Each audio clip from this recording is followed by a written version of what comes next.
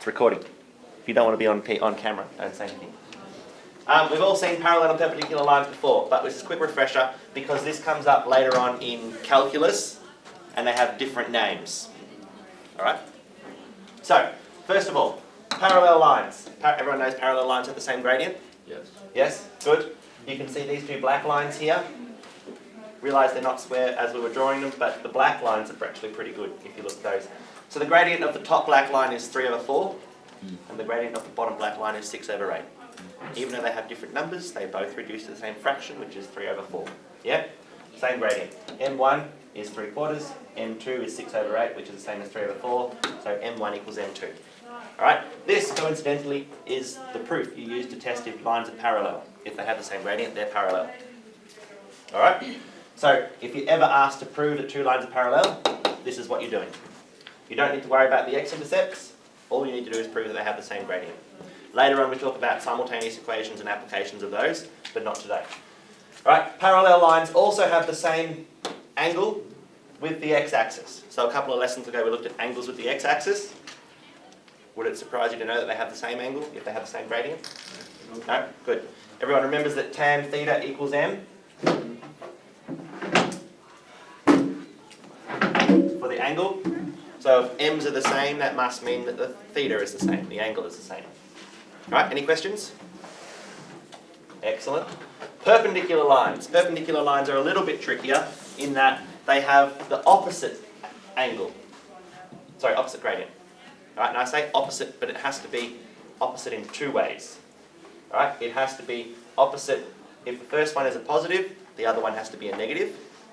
And it also has to be opposite in that it's a reciprocal. So if the first one is a fraction, the other one has been turned over. So 1/3 to minus 3 over 1. So it's this one's negative, this one was positive, this one was 1 over 3, and this one is now 3 over 1. Alright, so you have to do a double change. You have to turn it over and you have to put a negative in front of it. Alright, here is a visual that is slightly inaccurate because of my drawing, but you can clearly see that the green line here has rise over run 3 over 1.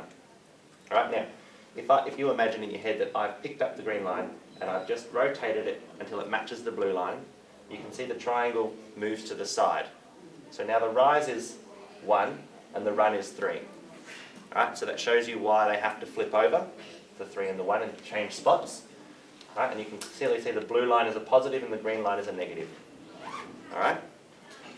So, if in doubt, try and do a quick sketch and you can see which way one has to go and which one will be negative and which one will be positive. Alright? This first point here, perpendicular lines meet at right angles. We don't generally use that too much, but you can see how there'd be a link between this and meeting at right angles if you knew the angles at the x-axis. Alright? So, here are some ways to calculate it. This is the rule. Alright, I've written it here in this little box because these are the 3 rules you will use to work out perpendicular lines. M1 times M2 equals minus 1.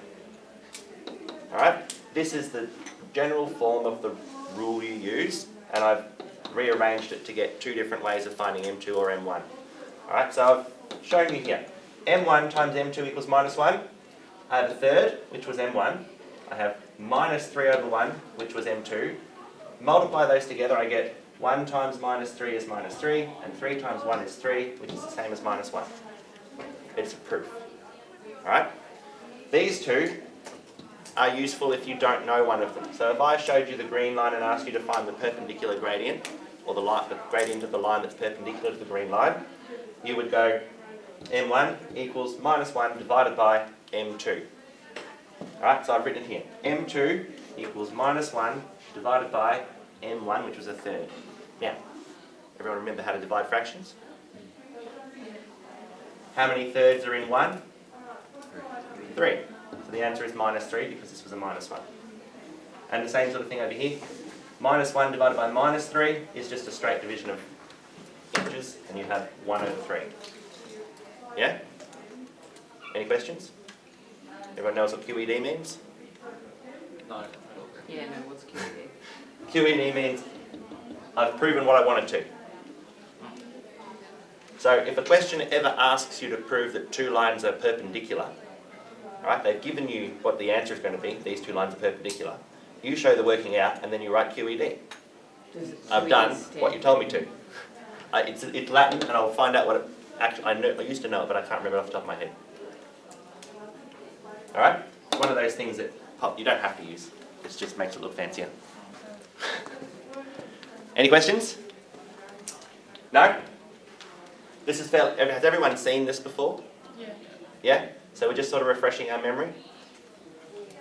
Yeah? Good? Excellent. All right. So you got the work plan in front of you?